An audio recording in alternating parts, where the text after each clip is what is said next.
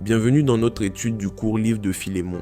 Il s'agit d'un type particulier de lettre appelée lettre d'arbitrage, ce qui signifie simplement que par cette lettre, Paul tente de régler un différend.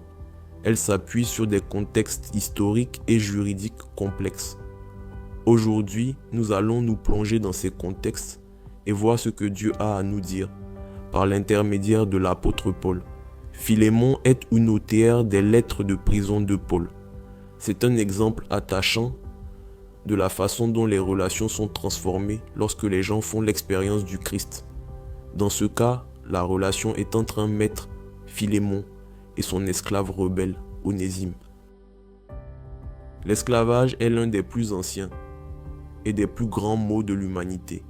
Il s'est implanté dans le monde entier à différentes époques de notre histoire.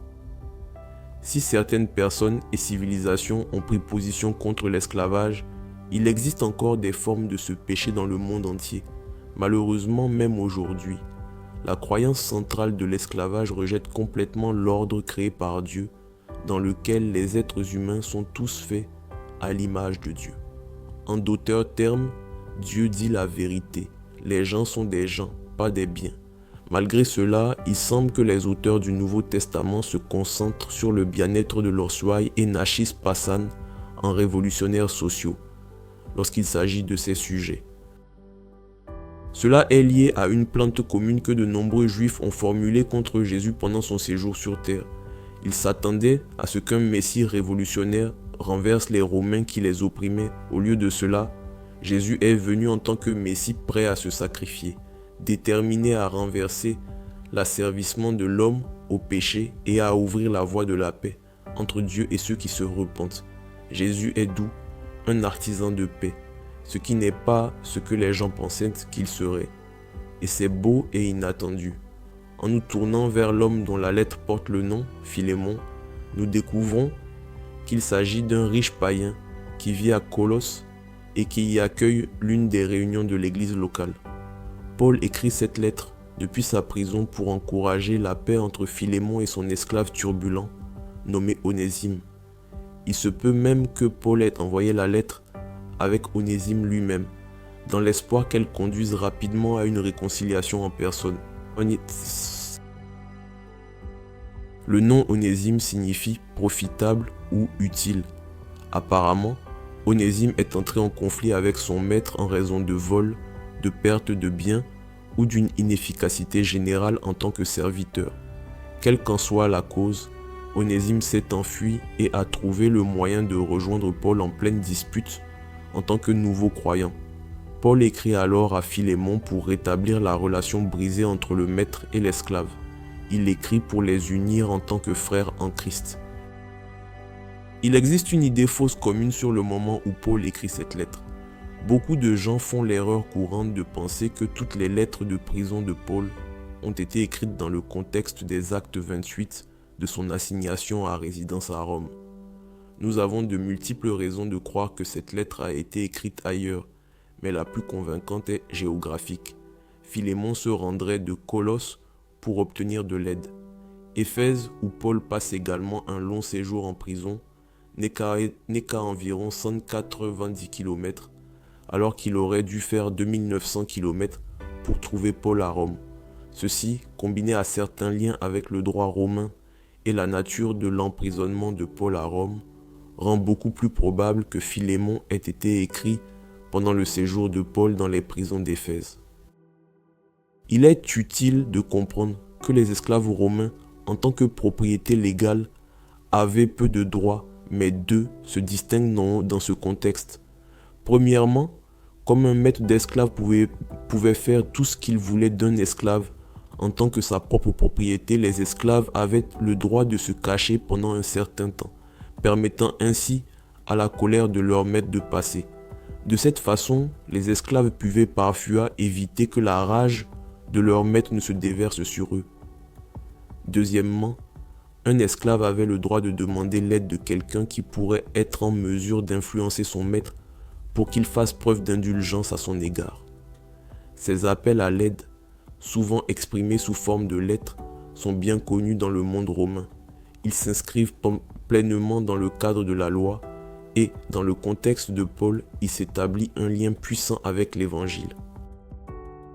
Paul, qui n'a pas personnellement péché contre Philémon, accueille Onésime comme s'il faisait partie de sa famille, afin de le protéger jusqu'à ce que les choses soient résolues.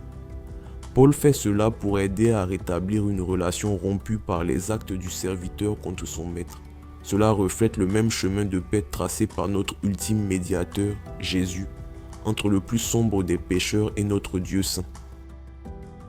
Paul commence sa lettre dans Philémon 1:1 à 3 en établissant la base relationnelle de l'appel qu'il va faire, en disant à Philémon, notre bien-aimé collaborateur, à notre bien-aimé Aphia, à Archippe, notre compagnon de combat, et à l'église qui se réunit dans ta maison, que la grâce et la paix vous soient données de la part de Dieu notre Père et du Seigneur Jésus-Christ. Il appelle Philémon un frère et un compagnon de travail. Paul mentionne également un certain nombre de personnes dans sa salutation. Beaucoup pensent qu'Aphia est la femme de Philémon et Archippe son fils. Paul adresse également cette lettre à l'église qui se réunit dans sa maison. Cela nous indique que Paul souhaite que cela soit traité non seulement entre Onésime et Philémon, mais devant l'ensemble de l'église afin de tenir Philémon responsable. Paul poursuit en complimentant stratégiquement Philémon pour avoir les mêmes caractéristiques que celles dont Paul lui dira plus tard qu'elles sont nécessaires pour trouver une solution avec Onésime, l'amour et la dévotion chrétien. Cela semble approprié étant donné que le nom de Philémon signifie aimant. Dans Philémon 1:4 à 7, Paul écrit « Je dis constamment à mon Dieu toute ma reconnaissance en faisant mention de toi dans mes prières, car j'entends parler de ta foi dans le Seigneur Jésus et de ton amour pour tous les saints. Je lui demande que ta participation à la foi soit efficace et fasse reconnaître tout le bien que nous accomplissons pour la cause de Jésus-Christ.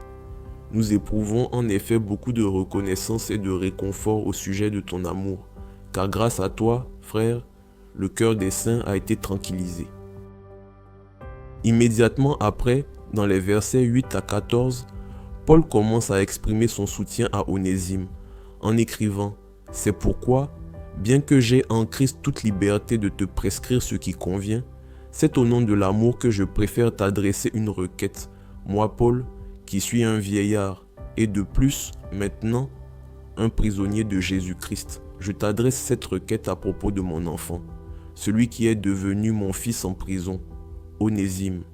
Autrefois, il t'a été inutile, mais maintenant il nous est bien utile, à toi comme à moi.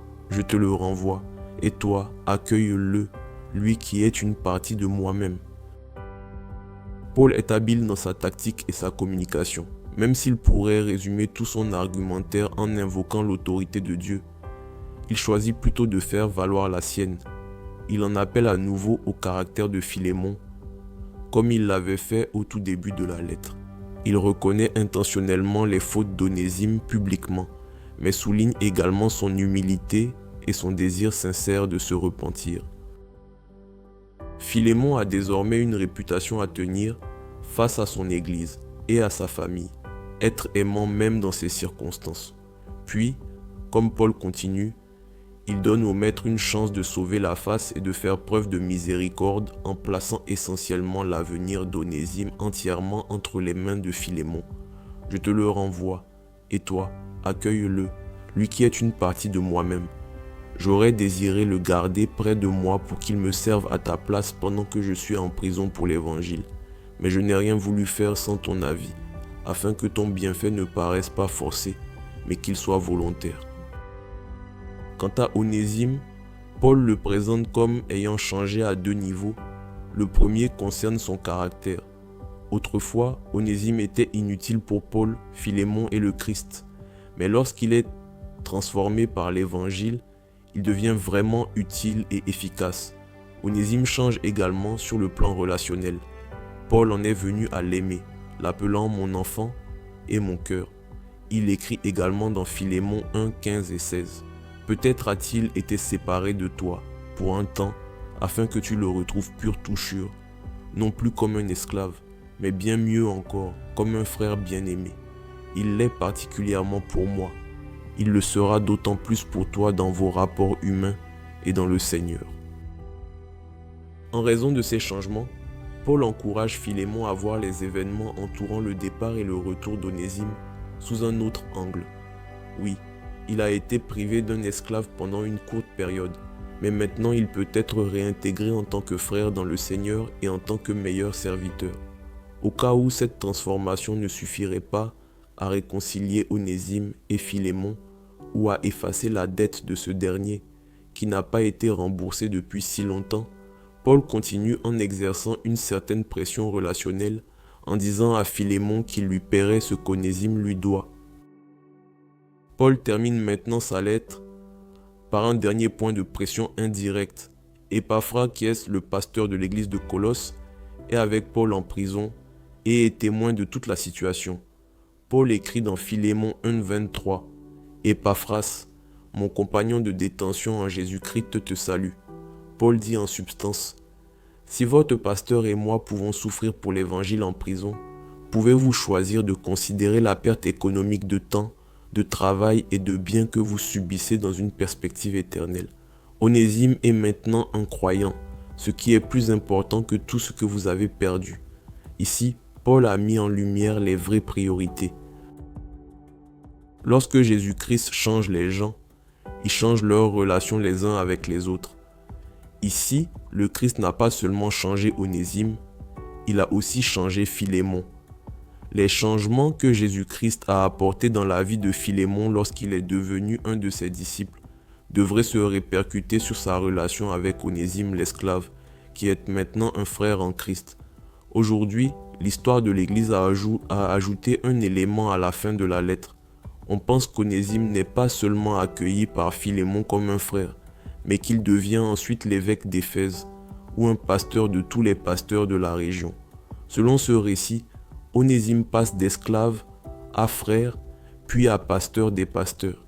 Quelle belle image de la rédemption que l'on ne trouve qu'en Dieu.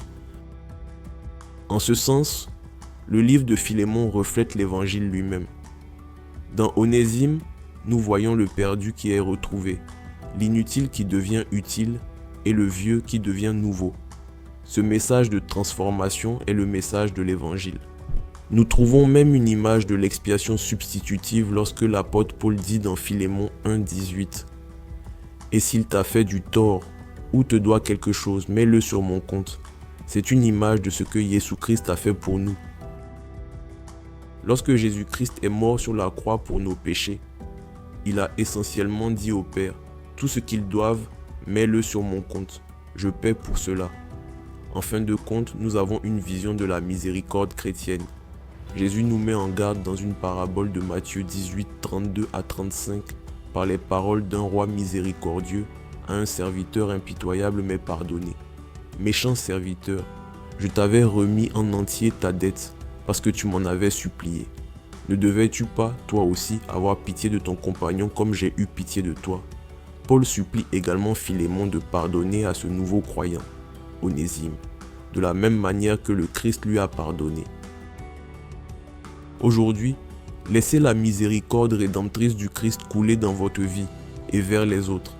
Laissez-la transformer en mieux chaque relation que vous entretenez, car elle en est capable, qui que vous soyez. Si vous appartenez au Christ, vous avez été autrefois esclave du péché. Jésus vous a trouvé et a payé votre dette. Il vous a pardonné et maintenant il vous appelle à faire preuve de la même miséricorde envers tous ceux qui vous entourent.